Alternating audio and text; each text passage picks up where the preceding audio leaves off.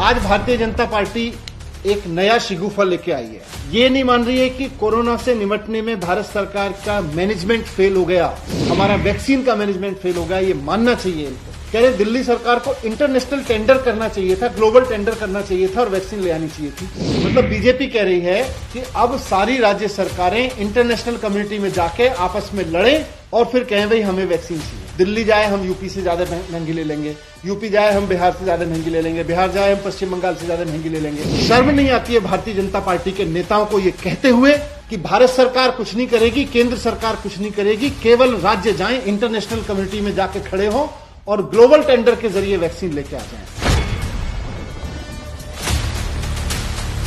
70 साल के इतिहास में पहली बार ऐसा हो रहा है कि केंद्र सरकार भारत की जिम्मेदारी उठाने को तैयार नहीं है। कह रहे हैं राज्य सरकारें जाएं और जाके ग्लोबल टेंडर करके ले आए। इंटरनेशनल कम्युनिटी में भारत की नाक कटवा दी। भारत नहीं दिख रहा, दिल्ली दिखनी चाहिए, उत्तर प्रदेश दिखना चाहिए, हरियाणा दिखना चाहिए, बिहार दिखना चाहिए। भारत को एक होकर इंटरनेशनल कम्युनिटी के सामने जाना चाहिए और कहना चाहिए कि हम सारे भारतवासियों के लिए वैक्सीन लेने आए हैं। इंटरनेशनल मार्केट के लोगों बताओ कितने पैसे में।